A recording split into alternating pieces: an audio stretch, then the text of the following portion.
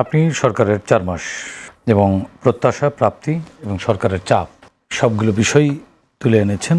প্রত্যাশা তো আকাশ সমান থাকে, মানুষ সবসময় প্রত্যাশা বেশি করে এবং প্রত্যাশা এবং প্রাপ্তির যোগফল মেলাতে গেলে কখনোই হিসেব মেলে না। আপনি দেখুন ৪ মাসের সরকার মোটা দাগে ৪ মাস বয়সী একটি সরকার যেটি করেছে, আমি বলবো আসলে সরকার তার ইশতেহারের পথেই হাঁটছে। এবং সরকার তারেক রহমানকে যদি প্রধানমন্ত্রী তারেক রহমান, বিএনপি চেয়ারম্যান তারেক রহমান দুটি কিন্তু ভিন্ন ক্যারেক্টার। বিএনপি চেয়ারম্যান তারেক রহমান তার বাবা এবং মায়ের পথে হাঁটছেন, আর প্রধানমন্ত্রী তারেক রহমান বাংলাদেশের প্রধানমন্ত্রী হিসেবে এগিয়ে চলছেন।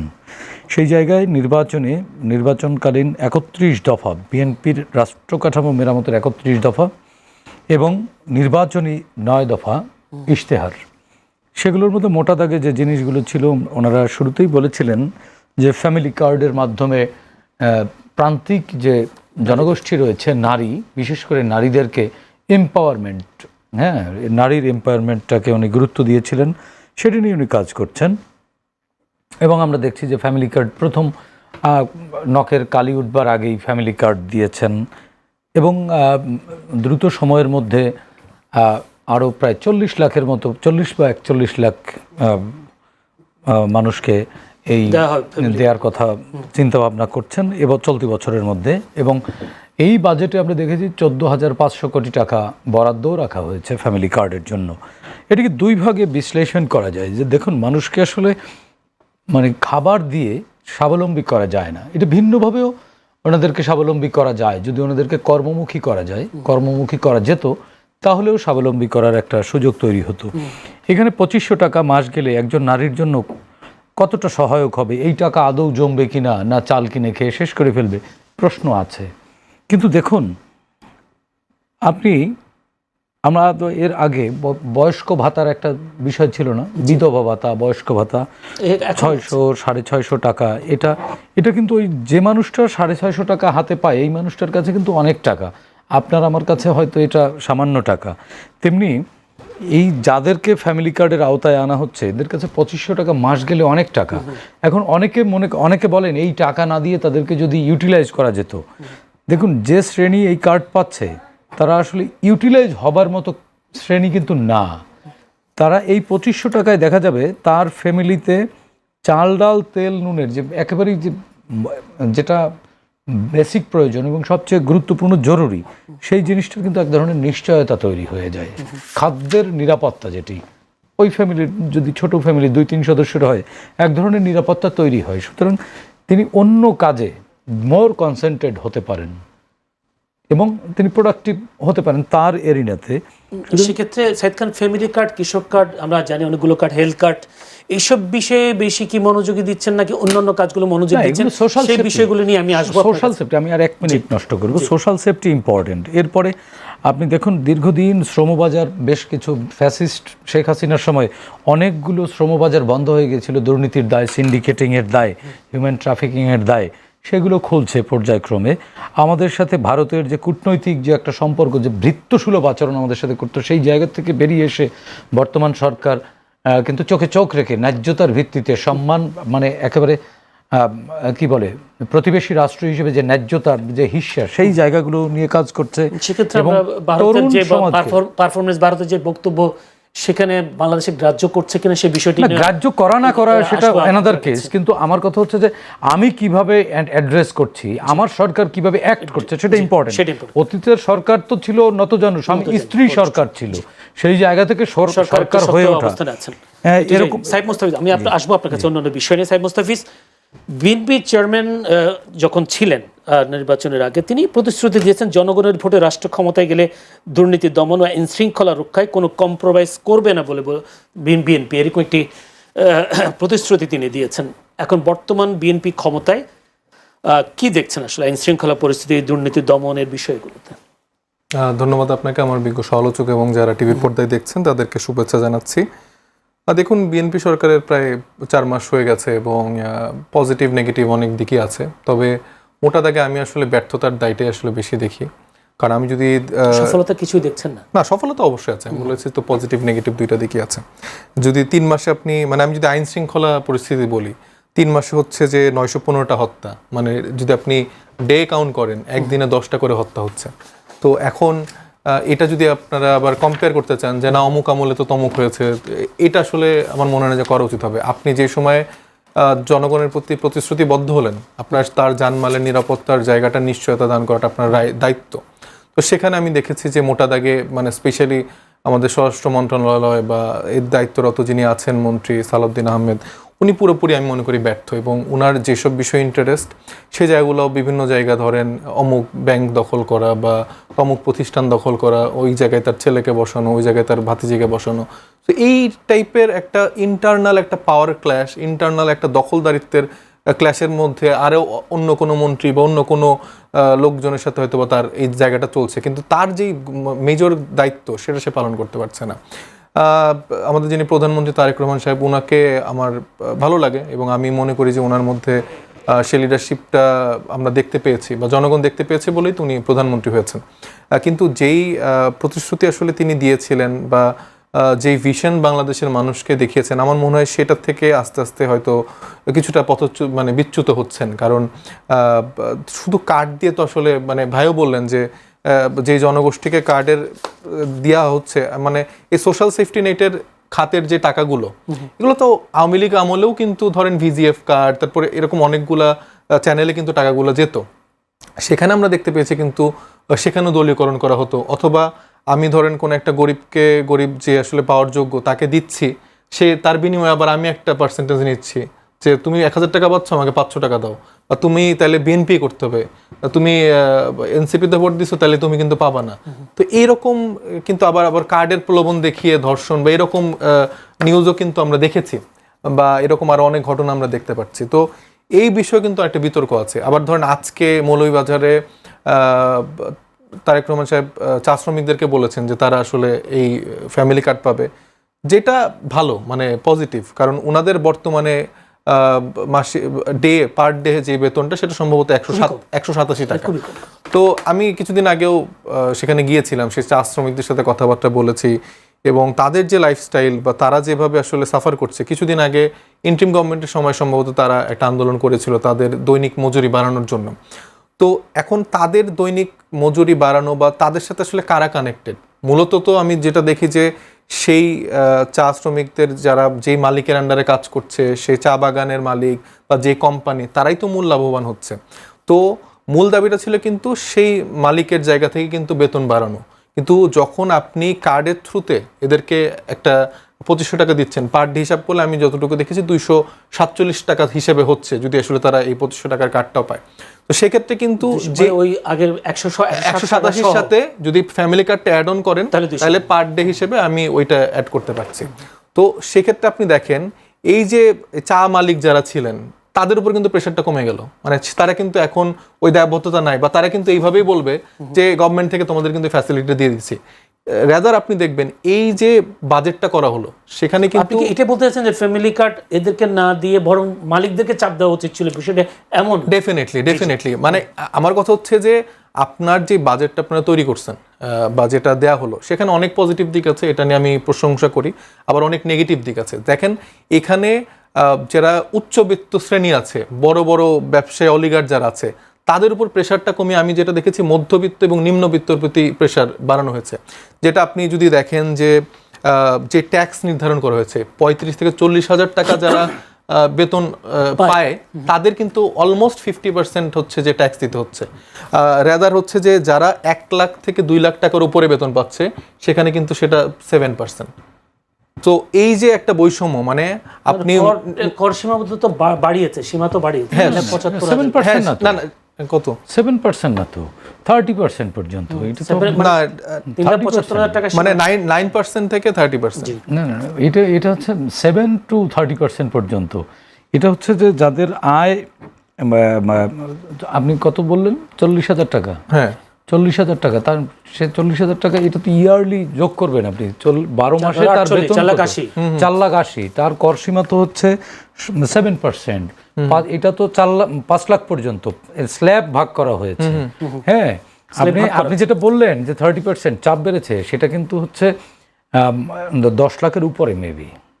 না না, আমার কাছে ইয়াটা আছে, ওই যে রেশিওর চার্টটা আছে, সেখান থেকে আমি বলি যে মাসিক বেতন 35,000 টাকা, পূর্বের যে মাসিক ট্যাক্স সেটা ছিল 420 টাকা, আমাদের যে প্রস্তাবিত ট্যাক্স এনসিপির সেটা হচ্ছে যারা 35,000 টাকা সেটা হলো 20 টাকা, আর বিএনপির প্রস্তাবিত বর্তমান ট্যাক্স অনুযায়ী হচ্ছে 620 টাকা। তো বৃদ্ধির হারটা রেশিও করলে ওই পার্সেন্টেজ, ওই পার্সেন্টেজটা, কিন্তু ওইটা 48%। আবার ধরেন 60,000-এর যেটা, এটা আওয়ামী লীগ আমলের সময় ছিল যে 2900 টাকা, এনসিপির প্রস্তাবিত ট্যাক্স হচ্ছে যে 2000 টাকা, মানে আমাদের যে ছায়া বাজেট সেটা আমি একটু উল্লেখ করছি আর কি।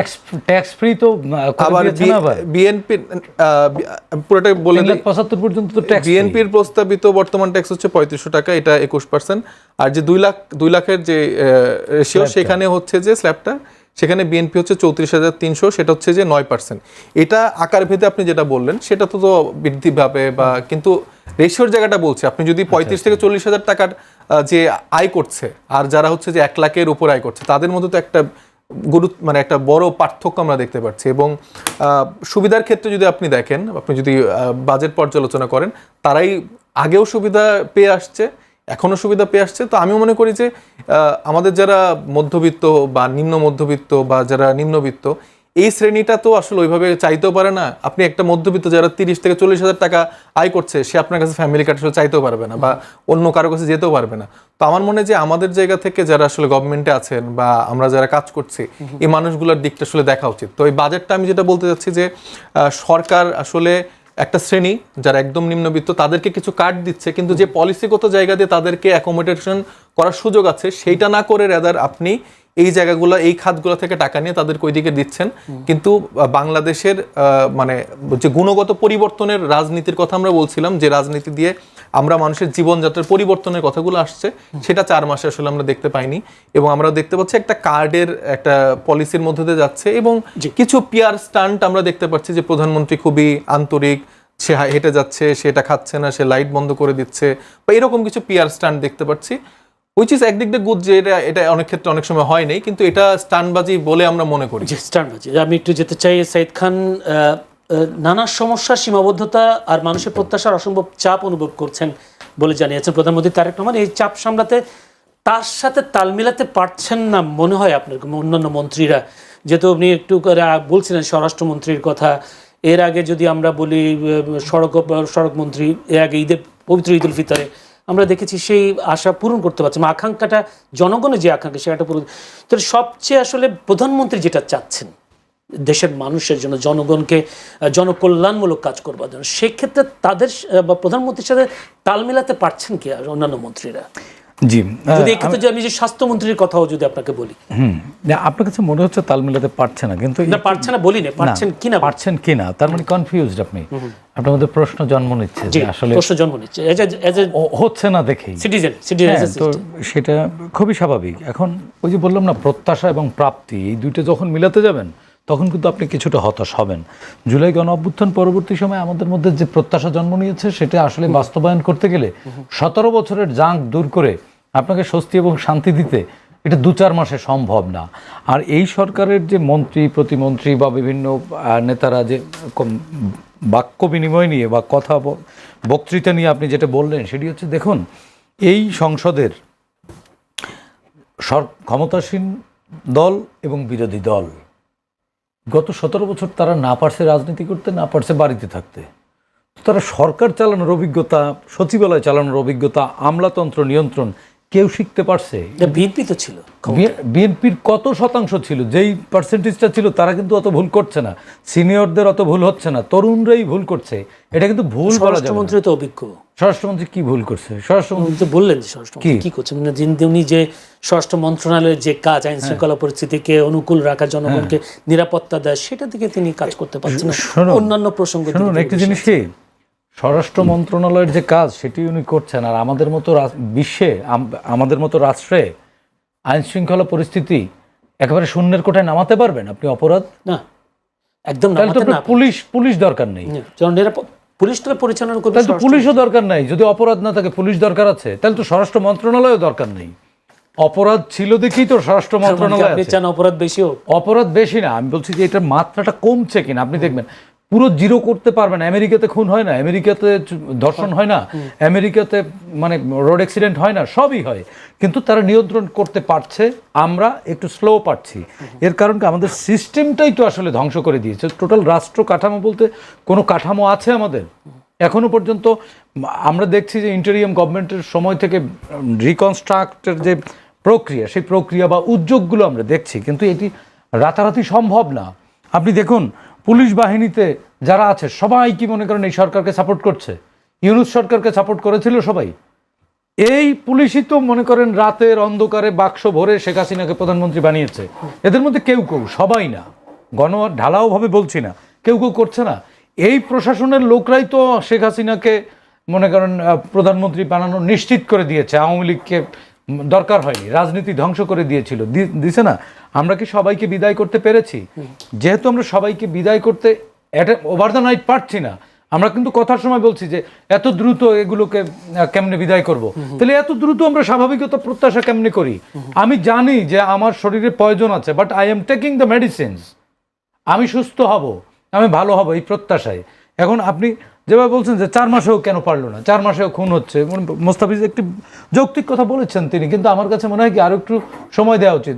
910 খুন, 910 খুন, 915 খুন, 915 হত্যাকাণ্ড ঘটেছে। 915 হত্যাকাণ্ড অতীতের সময়ের সাথে তুলনা করতেও তিনি দিবেন না। আবার বলবেন যে খুন কেন হচ্ছে না।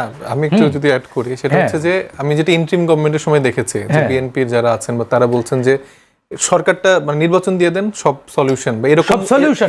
রাইট, আমি এটা জানি, আমিও আপনার এই কথাই সঠিক। এবং সরকার, আপনি দেখবেন সরকার উদ্যোগ নিচ্ছে কিনা, আন্তরিক কিনা। আপনি দেখুন চট্টগ্রামের জঙ্গল সলিমপুরের সন্ত্রাস বন্ধ হয়নি, সময় লেগেছে সরকারের, বেশ কয়েক দফায় ড্রাইভ দেওয়া লাগছে, পুলিশের লোকজন সেখানে আহত হয়েছে। গতকালকে দেখুন আইনশৃঙ্খলা পরিস্থিতি নিয়ন্ত্রণ করতে গিয়ে মোহাম্মদপুরে ওসি এবং একজন সাব ইন্সপেক্টরকে সন্ত্রাসীরা কুপিয়েছে, তারা কি ছেড়ে দিয়েছে? 4 জনকেই তো গ্রেপ্তার করেছে। দেখবেন আন্তরিকতা আছে কিনা তাদের উদ্যোগ। আপনাকে এটা মনে হয় কিনা যে পুলিশের উপর হামলা হয়েছে বলে তাড়াতাড়ি অ্যাকশনে গেছে? না, বিষয়টি এরকম না। মোহাম্মদপুরের চিত্র না, পুলিশের, আপনি নিজেও জানেন, আমি জানি, প্রতিনিয়ত পুলিশের উপরে হামলা হয়েছে দেখে কিন্তু দ্রুত অ্যাকশন হয়েছে, বিষয়টা এরকম না।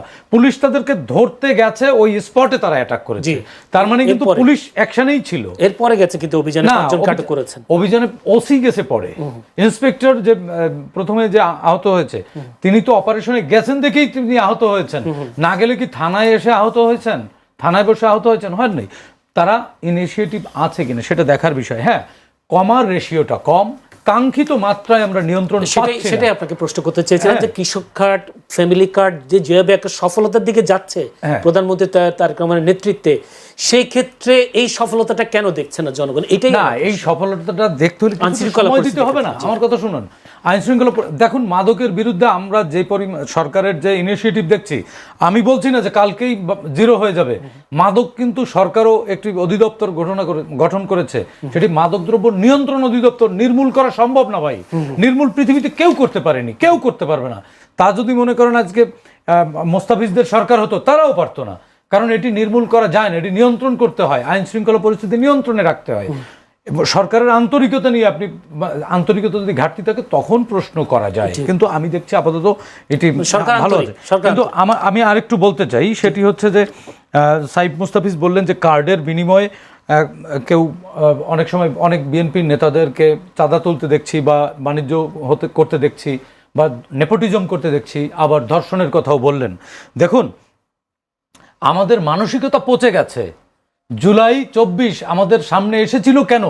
আমাদের মনস্তত্ত্বই তো পচন ধরেছিল। আমাদের সমাজ আছে, আমাদের সমাজ ছিল, আমরা একজন আরেকজনকে সালাম দিতে ভয় পেতাম, যে সালাম দিলে বুঝি মাইট খাবো। এই সমাজে আপনি ওভার দ্য নাইট কি করে সম্ভব প্রত্যাশা করেন? কি করে প্রত্যাশা করেন? তারপরেও দেখুন, ফ্যামিলি কার্ড নিয়ে যারা বাণিজ্য করছে গ্রেপ্তার হয়নি। গ্রেপ্তার হয়েছে দেখেই তো আমি জানতে পেরেছি। ধর্ষণ চেষ্টা, শ্লীলতাহানির চেষ্টা, ধর্ষণ হয়নি, সেই ব্যক্তিকে আটক করেছে না। আপনি দেখুন, পৃথিবীর কোনো আদালত মাত্র 5 কর্মদিবসে কোনো ধর্ষকের শাস্তি দিতে পেরেছে? আমরা সেই সাধুবাদটুকু তো দিতে হবে। শুনুন, সরকারের আমরা সমালোচনা করব, সরকারকে ভুল ধরিয়ে দেব, তাই বলে সরকারের ভালো কাজকে যদি আমরা ইন্সপায়ার না করি তাহলে সরকার তো ভালো কাজ করবে না। আমরা করছি। দেখুন আজকে মোহাম্মদপুরে যে পুলিশের 2 জন সদস্য আহত হলো, আমরা কি পুলিশকে সিম্প্যাথি জানাচ্ছি, সিম্প্যাথিসাইজ হচ্ছি তাদের প্রতি? হচ্ছে না। আমরা তারপরে পুলিশকে দোষ দিচ্ছি। হ্যাঁ, পুলিশে খারাপ আছে, কিন্তু সব পুলিশ কি খারাপ? ভালো কাজ করছে। আজকে এই পুলিশ কয়জনকে আমরা, নাগরিক সমাজ আমাদের তো তাদের দেখতে যাওয়া উচিত যে আপনি আহত হয়েছেন, আপনার কি হয়েছে, আমরা সন্ত্রাসের বিরুদ্ধে পাড়ায় মহল্লায় একটা জনমত গঠন করব। আমরা করি না তো, আমরা সবসময় দায় চাপাই। যেমন আমি নাগরিক, মোস্তাফিজ রাজনীতি করে, তাহলে সব দায় তার, গালিও খেতে হবে তার, মানে ভোটের আগেও গালি, ভোটের পরেও গালি। কেন? নাগরিক হিসেবে আমার দায় দায়িত্ব নাই? আমি ট্যাক্স দিচ্ছি, আমি অধিকার আদায় করে নিচ্ছি না কেন? সিটি কর্পোরেশনকে আমি নাগরিক ট্যাক্স দিচ্ছি না? তা আমি সিটি কর্পোরেশনে কোনোদিন গেছি যে আমার বাড়ির সামনে ময়লা কেন? আমি কমিশনারকে কেন গালি দেবো? তার আগে আমাকেও অ্যাওয়ার হতে হবে। সুতরাং সরকারের পরিবেশ কি তৈরি হয়েছে? না, সেই পরিবেশটাই তো আমাদের তৈরি করতে হবে। জুলাই আমাদেরকে কি দিয়ে গেল? জুলাই আমাদেরকে কি দিয়ে গেছে? বছর বছর এটা পালন করতে হবে, বছর বছর শোক জানাতে হবে। জুলাই আমাদেরকে শিক্ষা দিয়ে গেছে, আমরা শিক্ষা নিয়েছি কিনা সেটা ইম্পর্টেন্ট। আমরা শিক্ষা না নিলে আবারও জুলাই আসবে, হয়তো অন্য কোনো নামে। সাইদ মুস্তাফিজ, আপনার এনসিপির মুখ্য সমন্বয়ক গতকাল সম্ভবত শাহবাগে একটি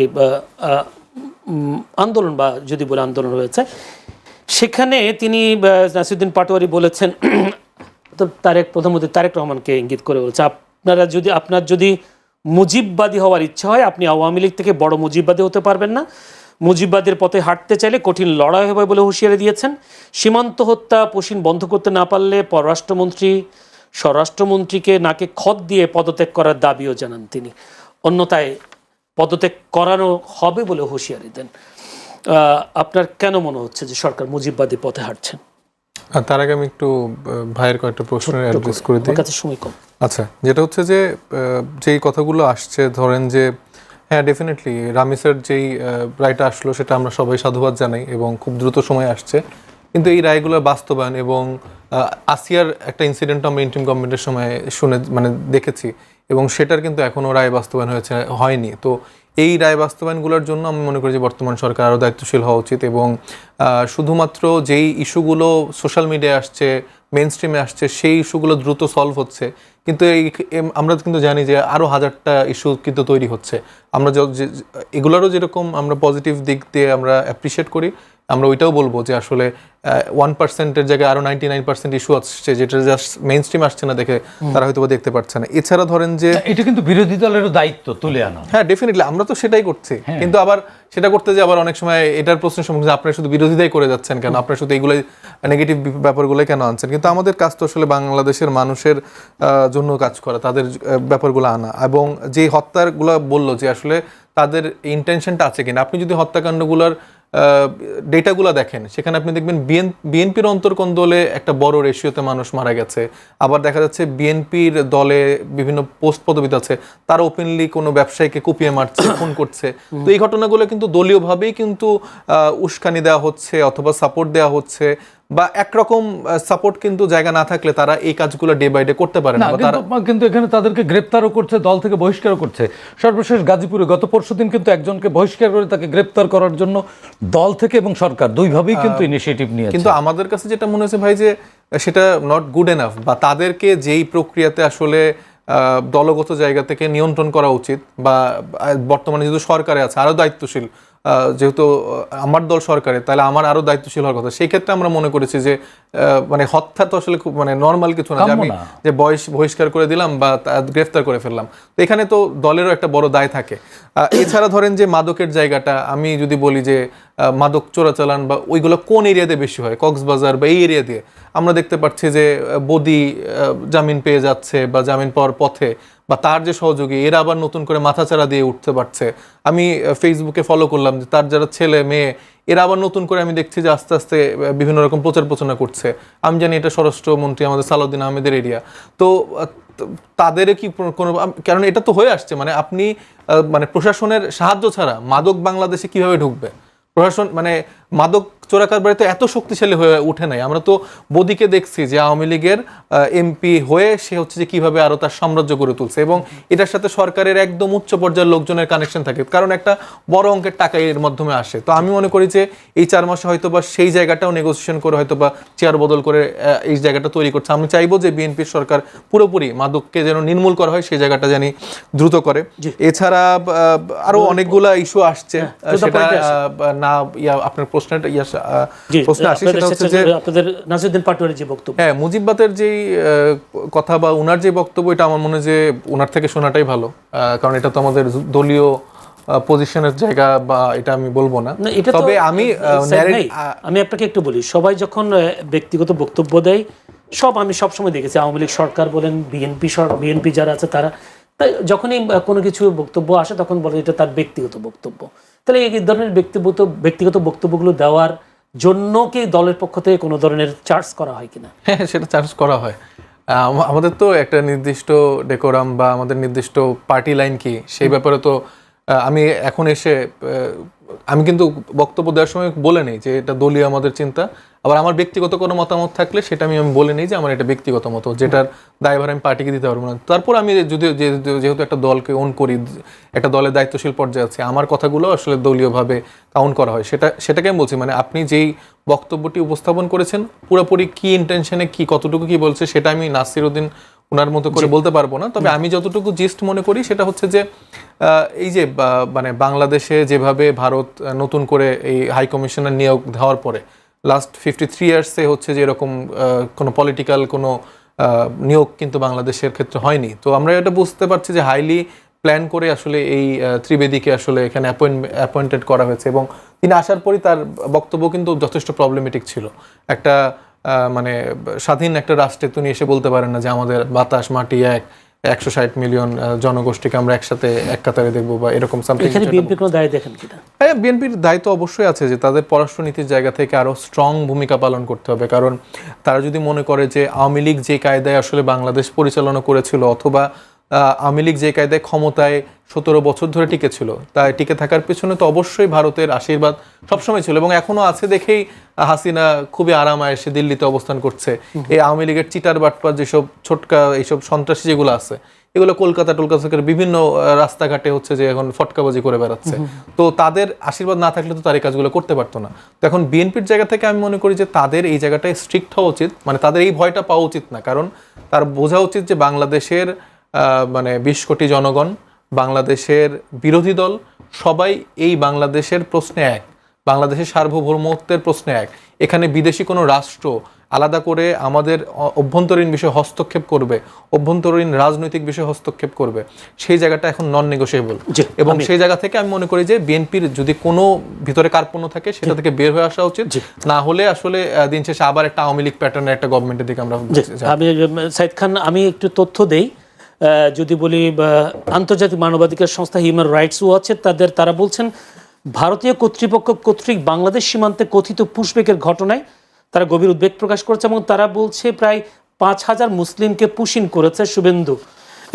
এইটি তাদের প্রতিবেদন। এবং সেই সাথে আমার প্রশ্নটা হলো, বাংলাদেশের পক্ষ থেকে কেবল, যদিও বলি পররাষ্ট্র প্রতিমন্ত্রী তিনি বলছে বেশ কয়েকবার চিঠি দেওয়া হয়েছে, আর চিঠি দেওয়ার পরেও কোনো সরকারের এই যে পদক্ষেপ, এই পদক্ষেপগুলো কোনো কার্যকর হচ্ছে না কেন? উনিই বলছেন যে আসলে আমরা পররাষ্ট্রনীতি থেকে বা কূটনৈতিক দিক থেকে আমরা সফলতা পাচ্ছি না কেন এই বিষয়গুলো, বিশেষ করে সীমান্ত হত্যা, পুশিন, এই বিষয়গুলোকে, এখানে ঘাটতি কোথায়?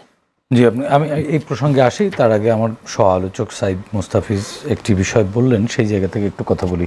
যে সামাজিক যোগাযোগ মাধ্যম খুললেই তিনি দেখছেন যে বিএনপি বা ক্ষমতাসীন রাজনৈতিক দলের নেতাকর্মীদের অপরাধের ছড়াছড়ি।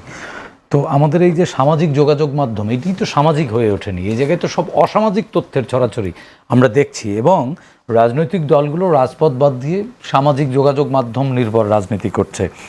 হ্যাঁ, এটির কারণে কিন্তু এই অপতথ্যগুলো ছড়াচ্ছে। কারণ এটি কারা করছে আপনারা ভালো করেই জানেন। এই যে বট শব্দটি, বাংলাদেশে বট শব্দটি বিরোধী দলের হাত থেকেই কিন্তু এই সমাজে ছড়িয়েছে।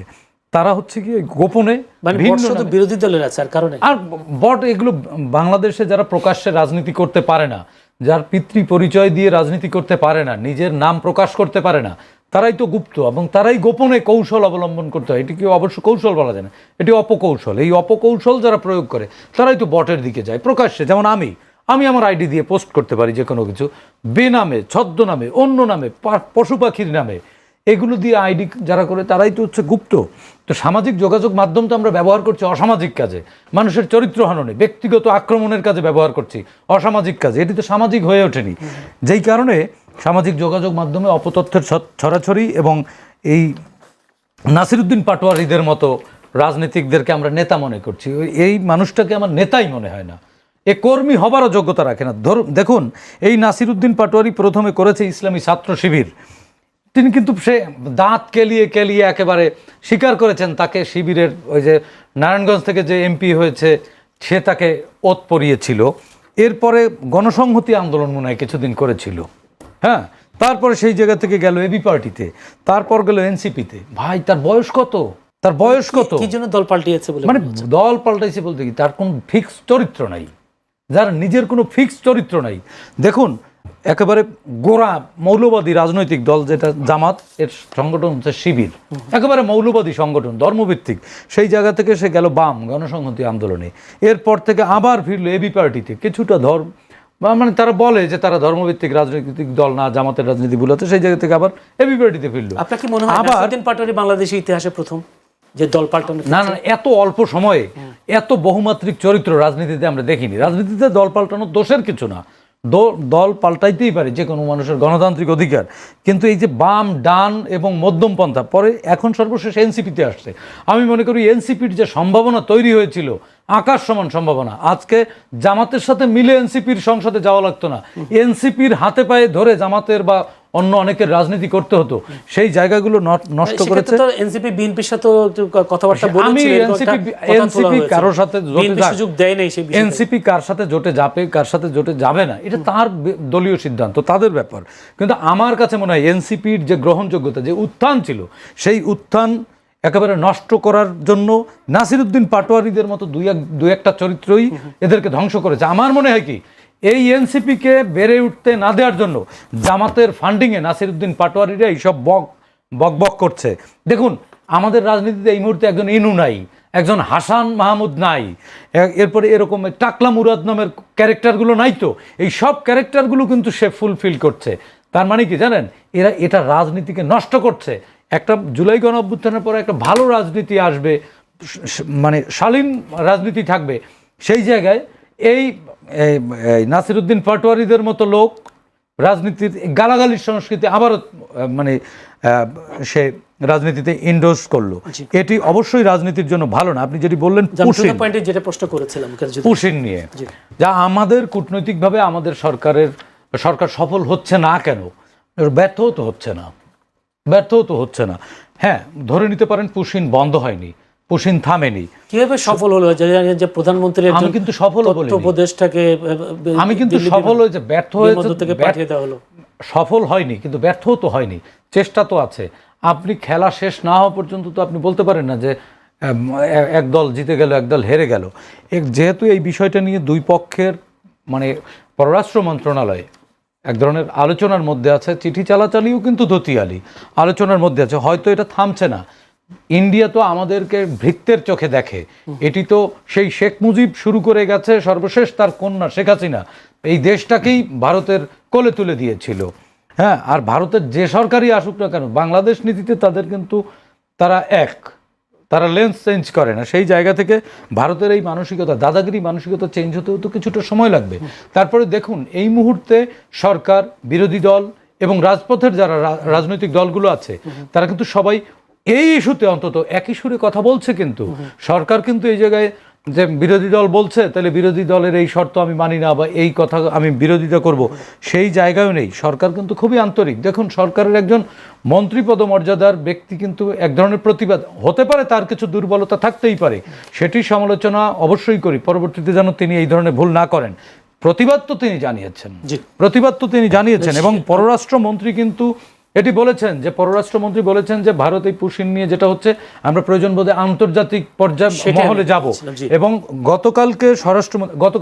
গতকালকেই স্বরাষ্ট্রমন্ত্রী সংসদে বলেছেন যে ভারতের এই পুশিন এটি মানবাধিকার লঙ্ঘন, এটি মানবাধিকার আন্তর্জাতিক মহলেরও দৃষ্টি আকর্ষণ করা হয়েছে, সো দ্যাট সরকার এটা নিয়ে কনসার্ন। এখন আমি আর একটু ভিন্নভাবে বলতে চাই, পুশিন তো আপনারা করতে চান দাদারা, শুভেন্দু দাদা, আপনার মাও তো বরিশালের মেয়ে, আপনিও পুশিনের মধ্যে পড়ে যান, আপনিও চলে আসেন। সাথে আপনার যে পূর্বপুরুষের বন্টন যেগুলো আছে, হাসিনা টাসিনা আওয়ামী লীগের যতগুলো পালিয়ে আছে 8-9 হাজার, এগুলোকেও পুশিন করেন। এগুলো তো আমরা প্রত্যাশা করি যে এই মালগুলো পুশিন করেন। এগুলোর ভিসা পাসপোর্ট কিছু নাই, এগুলো সন্ত্রাসী, খুনি, অপরাধী।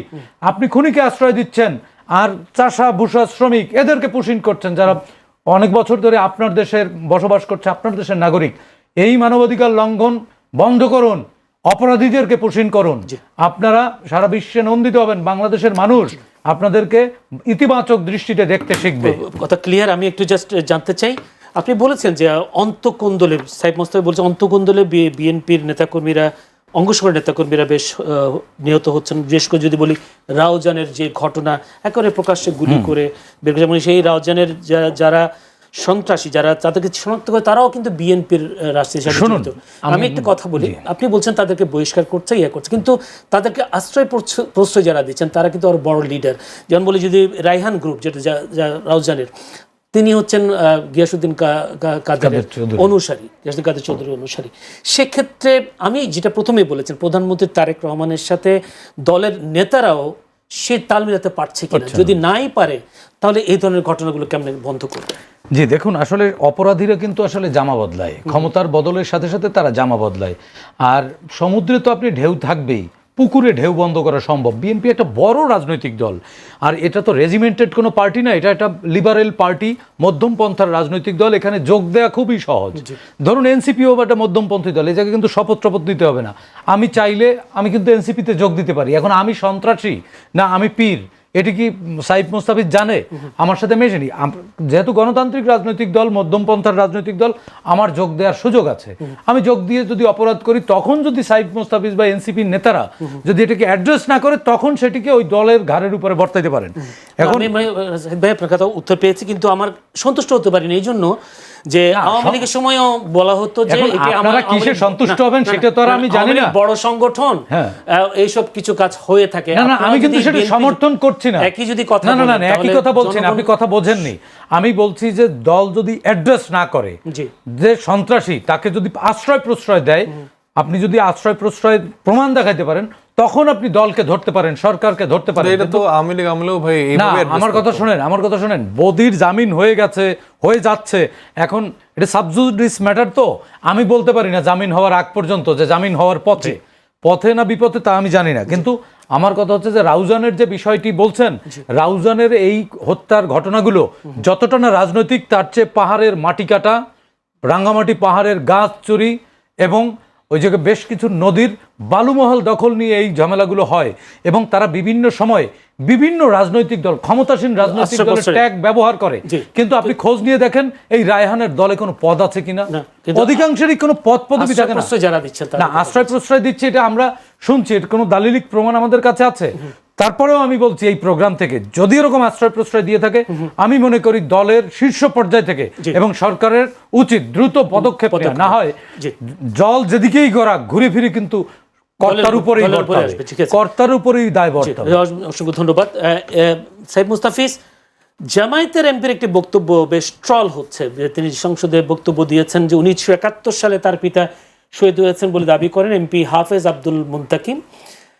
তাহলে তার জন্ম কিন্তু 1981 সালে। এখন প্রশ্ন উঠছে যে এই যে 1971 সালে যদি তার পিতা শহীদ হয়ে থাকে, 1981 সালে তিনি জন্মগ্রহণ করেন কেন, জন্মগ্রহণ করলেন কিভাবে?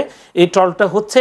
যেহেতু জামায়াতের সাথে আপনাদের 11 দলে একটা ঐক্য আছে, যদিও জামায়াতের আপনি কেউ না, তারপর আমার প্রশ্ন জানতে ইচ্ছে করছে, এই ধরনের বক্তব্যগুলোকে আপনাদেরকেও কি প্রশ্নবিদ্ধ করছে কিনা? তাদের এই জামায়াতের এমপির এই বক্তব্য, 1971 সালে তার পিতা শহীদ হয়েছেন, 1981 সালে তার জন্ম, কিভাবে হলো? আপনি মানে যদি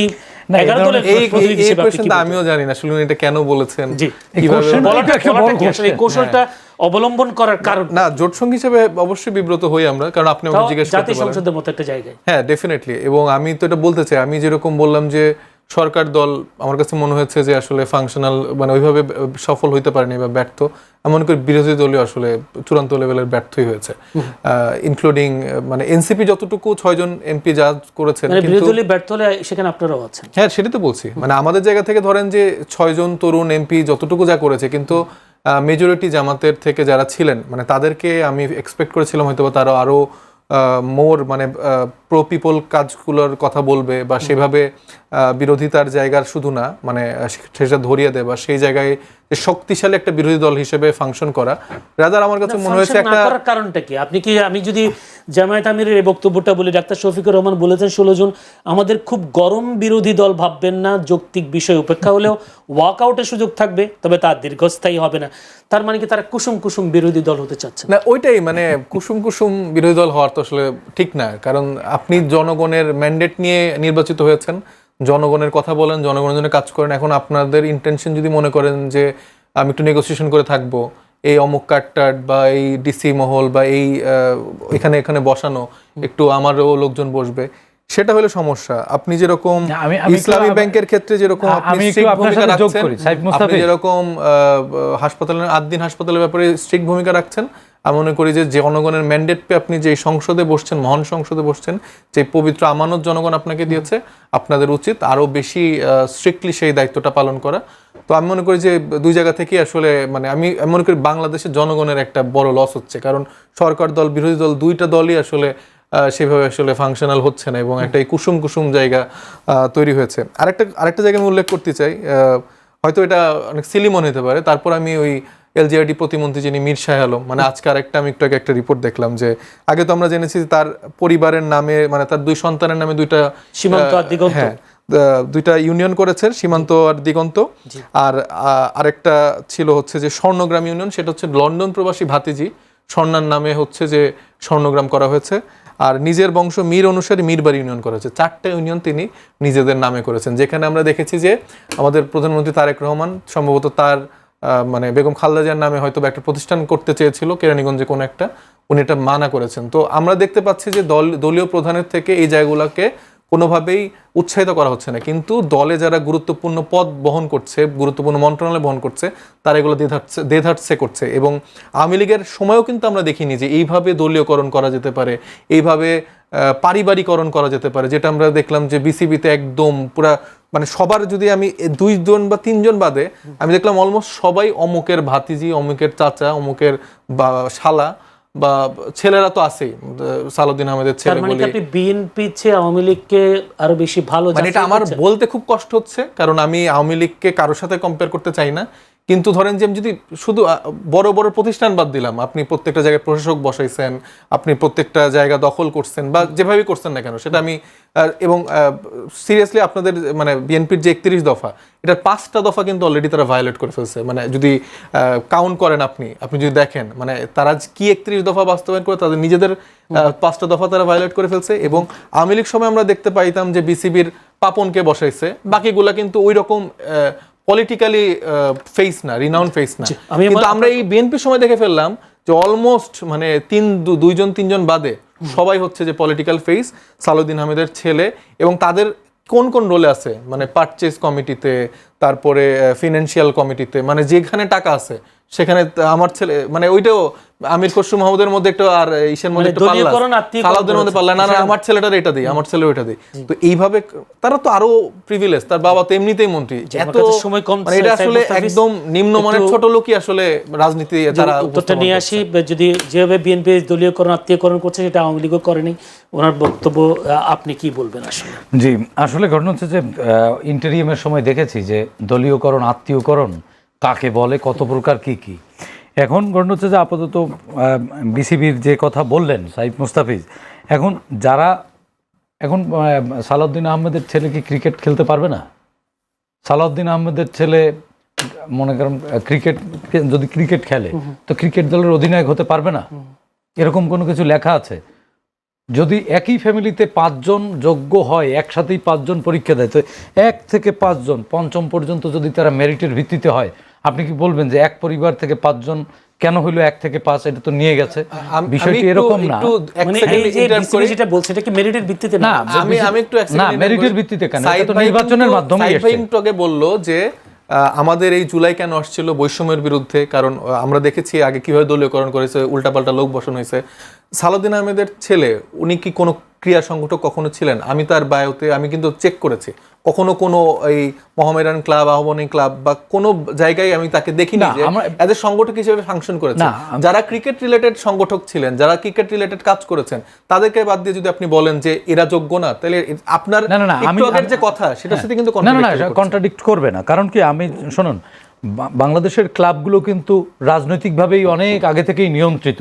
আবাহনী, মোহামেডান, কে কোন দিকে নিয়ন্ত্রণ, ব্রাদার্স ইউনিয়ন, এগুলো কিন্তু পলিটিক্যাল ক্লাবই। প্রত্যেকটা ক্লাবের সাথে পলিটিক্যালি যারা একটু সাউন্ড, পলিটিক্যালি যারা অ্যাক্টিভ, তারাই কিন্তু এগুলো নিয়ন্ত্রণ করে থাকে বা তারাই এগুলো কর্তা ব্যক্তি হয়ে থাকে। সেই হিসেবে এই রাজনৈতিক পিতার রাজনৈতিক সন্তানেরা, ধরেন চিটাগাংয়ে আমির খসরুর ছেলে চিটাগাংয়ে তো একজন স্পোর্টস সংগঠক হিসেবে বেশ সমাদৃত। হয়তো ইসরাফিল খসরুকে আপনি, আমরা অনেকে নাও চিনতে পারি, দীর্ঘ রাজনৈতিক গ্যাপের কারণে তারা প্রকাশ্যে আসতে পারেনি। সাদেক হোসেন খোকার ক্লাব কন্টিনিউটি সবাই জানে, কারণ তখনও পর্যন্ত এইভাবে কর্তৃত্ব প্রতিষ্ঠা করা হয়নি। তো ইশরাক হোসেনও তো এক ক্লাবের নিয়ন্ত্রক আছে এখনো। আমরা তো এই পরিবারতন্ত্রের বিরুদ্ধে পরিবারতন্ত্র এখন মনে করেন এখন আমার যে রাজনৈতিক কালচার, এখানে আপনি যেই প্রিভিলেজ ফ্যামিলিগুলোর কথা বলছেন, এই প্রিভিলেজ ফ্যামিলিগুলো চাইলেই তার ছেলেকে একটা পজিশন এমনি হোল্ড করতে পারে যে আমি একটা ক্লাব ওন করছি, কারণ আমি মন্ত্রী, আমার জায়গায় আমি এরকম কিছু সফট পাওয়ারের কিছু প্রতিষ্ঠান এমনি তৈরি করব, আমি কোনো একটা মিডিয়া এজেন্সি তৈরি করব, আমি একটা কোনো ক্রিয়া সংগঠকের জায়গা থেকে ক্রিয়া এজেন্সি তৈরি করব এবং আমার ছেলেকে একটা পদ দিয়ে রাখবো। কিন্তু যেই মানুষটা একদম রুট লেভেল থেকে, তৃণমূল থেকে গড়ে গড়ে ফাইটটা করছে, সে কোনোদিন স্বপ্ন দেখতে পারবে না যে আমি একজন ক্রিয়া সংগঠক হিসেবে বিসিবির দায়িত্ব নিতে পারি, আমি একজন মন্ত্রী হতে পারি, আমি একজন প্রধানমন্ত্রী হতে পারি। বিএনপি এবং আওয়ামী লীগের এই পারিবারিক কালচারটার বিরুদ্ধেই কিন্তু জুলাইয়ের অবস্থা। এনসিপি করেনি, এনসিপিও তো করেছে। আসিফ মাহমুদ সজীব ভুইয়ার বাবাকে দেখিনি কুমিল্লায় কি করেছে? এটা তো পরিবারতন্ত্র না। যে কথাগুলো বারবার আসে, ঢাকা উত্তর সিটি কর্পোরেশনের প্রশাসক আসিফ মাহমুদ বা আপনারা যে উপদেষ্টাদের ব্যাপারে জায়গা বলেন, একটাও কিন্তু প্রমাণিত হয়নি। দুদক থেকে শুরু করে এখন আমি বলতেছি, যদি এগুলো করে থাকে, এখন তো বিএনপির গভর্নমেন্ট, এটা এদের বিচারের আওতায় আনেন। এই এক ন্যারেটিভ 1.5 বছর ধরে এনসিপির যারা সংশ্লিষ্ট যেসব তরুণ ছেলেরা ছিল তারাই দুর্নীতি করেছে, কিন্তু কোনোটা প্রমাণিত না। তাইলে আসলে যেখানে আমরা দেখতে পাচ্ছি সালাউদ্দিন আহমেদের ছেলে থেকে শুরু করে তারা কোন কোন জায়গায় কোন কোন রোলে, আমার কথা শুনুন, ওটা প্রমাণিত তখন হয়নি কেন? দুর্নীতি দমন কমিশনে যে কমিশনাররা ছিল তারাও ছিল আসলে ওই দলীয় খোলসের নিয়োগপ্রাপ্ত, যেই কারণে হয়নি। সেটি অ্যানাদার ডিসকাশন, সেটি আমি যাচ্ছি না। কিন্তু এই ক্লাবে আপনি বললেন না, বিসিবি সহ নানান জায়গায় এরা যদি যোগ্যতার ভিত্তিতে আসে তাহলে দোষের কি? একজন আমির খসরুর ছেলে ওই জায়গায় বিসিবির পরিচালক হতে তো দোষ নাই, কারণ ইসরাফিল খসরু তো একজন ক্রীড়া সংগঠক। যদি বেটার ক্যান্ডিডেট থেকে থাকে, ক্যান্ডিডেট এটা তো ভোটের মাধ্যমে হয়েছে, নির্বাচিত ভোটটা হয়েছে। এখন বলেন ভোটও নাই, ভোটটা নর্থ কোরিয়ার অ্যাঙ্গেলে হয়েছে, 98% ভোটে সব একজন জিতে গেছে। সবই আপনারা বলতেছেন, কিন্তু সবই আপনারা বলতেছেন। থেকে এক্সপেক্ট করি যে অ্যাট লিস্ট এই জায়গাটা আপনি, না আমি অবশ্যই এখানে যদি ওইভাবে প্রভাব খাটিয়ে কেউ আসে সে সরে যাক। যেমন মীর শাহ আলমের ছেলে সরে যায়নি, সরে গেছে তো। মীর শাহ আলমের ছেলে তো সরে গেছে বিসিবি থেকে। একেবারে 10 সেকেন্ডে বলবো, বিরোধী দল উনি বলছেন যে গভর্নমেন্ট ওইভাবে ফাংশন করতে পারছে না, বিরোধী দল ওইভাবে অ্যাক্ট করতে পারছে না, প্রো পিপল হতে পারছে না। কারণ কি, আমার কথা শোনেন, বিরোধী দল প্রো পিপল হবে কি করে? বিরোধী দল শুধুমাত্র ওই তাদের স্বার্থ, ইসলামী ব্যাংক তাদের স্বার্থ, এখন ইসলামী ব্যাংক হাসপাতাল নিয়ে যদি কিছু হয় তাহলে তাদের স্বার্থের কথাগুলো বলতে পারবে, কারণ তাদের রাজনীতিই তো প্রো পিপল না। বিরোধী জামাত ইসলামী কোনোদিনই তো জনগণের রাজনৈতিক দল হয়নি। তারা সবসময় তাদের নিজেদের লোকের বাইরে কাউকে সালামও দেয় না, তারা সালাম আদবও দেয় না তাদের দলের লোকের বাইরে। তো সেই কারণে আমি এনসিপির সাইব মোস্তাফিজের মতো উদীয়মান নেতৃত্ব যারা রয়েছেন তাদের প্রতি আমার হাম্বল সাবমিশন যে আপনারা আসলে পরীক্ষা দিয়ে কিন্তু এসেছেন রাজনীতি করতে, রক্ত দিয়ে এসেছেন, আপনারা প্রতিপল হয়ে যান। আমাদের রাজনীতি এটাই যে আমরা দায় নিতে পারি। আমি কিন্তু নিজে বলেছি বিরোধী দল হিসেবে আমি আপনাদেরকে কিন্তু কাঠগড়ায় দাঁড় করেনি, আমি বলছি যে আপনারা রক্ত দিয়ে রাজনীতি করতে এসেছেন, আপনারা প্রো পিপল এই ফিলিংটা আছে, সামনে আসতে দোষে লোহার ভাষায়। ধন্যবাদ সাইব মুস্তাফিজ।